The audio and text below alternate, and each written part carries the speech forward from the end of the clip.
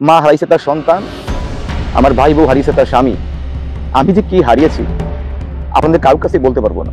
পলাশ তো চলে গেছে, পলাশের বউ কিন্তু আমার ঘরে এখনো কিন্তু স্বাভাবিক নিয়ম ধর্মীয় মতো গেলে সেও কিন্তু আমাদের ভাই বউ এখন। গোপালগঞ্জের পলাশ শাহ ইস্যু সারা বাংলাদেশে ভাইরাল এবং আমরা দেখেছি কি ঘটনা ঘটিয়েছে তিনি। মা বউয়ের ক্রন্দলে দুজনের সাথে মিলছে না। আজকে তার ভাই সরাসরি লাইভ এসে দেখেন কি বললো, যে দেখেন যে ভ্রাতৃত্ববোধ, যে আমার ভাই আজকে নেই, কিন্তু ভাইয়ের আজ আমি ভারাক্রান্ত হৃদয় নিয়ে আমি সবার জনসম্মুখে হাজির হচ্ছি। সেই পজিশনে আমি নেই যে আপনাদের কাছে সবকিছু বুঝিয়ে বলবো। বাবা যখন মারা যায় 2003 সালে, তখন আমি অনার্স ফাইনাল দিয়ে বাড়িতে আসছি। একটা ট্রেনিং কমপ্লেক্সে কম্পিউটার প্রশিক্ষণ নিচ্ছিলাম। ঠিক 18 দিনের মাথায় সেখান থেকে বাড়ি থেকে লোক এসে বললো বাড়ি যেতে হবে। তখন আমি বুঝে ফেলছিলাম রাত 12টার দিকে কিন্তু বাড়ি যেতে হবে, নিশ্চয়ই কিছু খারাপ কিছু। ওরা আমাকে বলেনি। সেখানে গিয়ে দেখলাম বাবা স্টপ, মৃত্যু সজ্জায়। তো আমি সেখান থেকে বাবা ট্রিটমেন্ট করালাম, কিন্তু বাবাকে ফিরিয়ে আনতে পারলাম না। তারপর বাবা মৃত্যুর আগে বলে গেল, হাত বলে গেল, বাবা দুটো ভাই তোর দুটো সন্তান রেখে গেলাম। আমি সেই সন্তান দুটোকে দুই কাঁধে নিয়ে আমার ক্যারিয়ার, আমার গৌরব উজ্জ্বল ঝকঝকে একটা ছাত্র জীবন, সেটাকে ফেলে দুটো ভাই কাঁধে নিয়ে আমি এতটি বছর সংগ্রাম করে দুটি ভাই মানুষ করেছি। আমি ওদের জন্য কতটুকু করতে পারছি জানি না, কিন্তু আমার হৃদয় নিয়ে যেন সমস্ত উপার্জন টিউশনি করে আমার জব ছিল না, আমার কোনো ব্যবসা বাণিজ্য ছিল না। নিজের বাড়ি ফেলে মামা বাড়ি এসে আশ্রয় নিয়ে সেখান থেকে ভাড়া বাসায় থেকেও বাড়ি দুটোকে মানুষ করছিলাম, কিন্তু শেষ রক্ষা হলো না। আমার প্রাণ প্রিয় ভাই আমাকে ছেড়ে চলে যায়।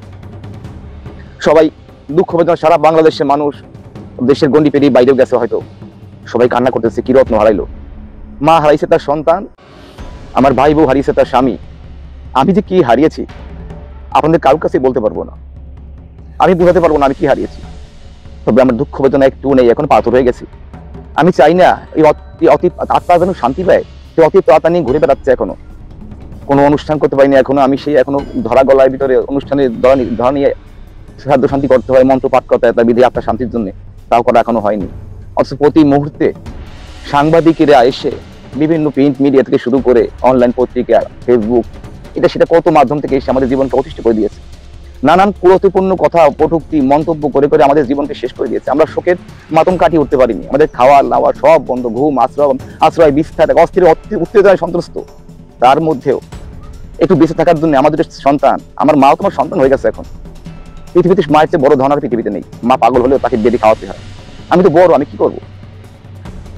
এখন আমার দুটো সন্তান, মা, আমার স্ত্রী, আমার ভাইয়ের বউ। পলাশ তো চলে গেছে, পলাশের বউ কিন্তু আমার ঘরের এখনো কিন্তু স্বাভাবিক নিয়ম ধর্মীয় মতে কিন্তু সেও কিন্তু আমাদের ভাই বউ। এখন আমার কার প্রতি কোনো অভিযোগ নাই। বিধির বিধান ছিল এভাবে চলে যাবে, মা তো করুণ ভুল দিয়ে ওকে পৃথিবী থেকে নিয়ে যাবে ভগবান, সেটাই করেছে। কিন্তু সব করে আর কি লাভ হবে? আমার কার প্রতি কোনো অভিযোগ নাই, শুধু করজোড়ে মিনতি করছি দেশবাসীর কাছে, জাতির কাছে, আপনারা যারা এই বিভিন্ন রকম কুরুচিপূর্ণ সুরুচিপূর্ণ বিভিন্ন অ্যানালাইসিস, বিভিন্ন রকম মন্তব্য করছেন, তাদের কাছে ক্ষমা চাই। আমাদের বাঁচতে দিন। আমরা কি হারিয়েছি আপনারা হয়তো অনুভব করেন, কিন্তু এভাবে না করে সান্ত্বনা দিয়ে যাতে দুইটা পরিবার ভালোভাবে থাকতে পারে, মেয়েটাও যেন সদ্গতি হয়, আমার ভাই যেন আত্মার শান্তি পায়, আর আমাদের বেঁচে আছি পৃথিবীতে, আমার ভাই দ্বারা মাকে নিয়ে বাঁচতে পারি, সেটার ব্যবস্থা আপনারা করবেন। এই দৃঢ়প্রত্যয় রাখি। আমি আবারও ক্ষমা চাই। এই ভিডিওটি আপনাদের কিরকম লাগলো?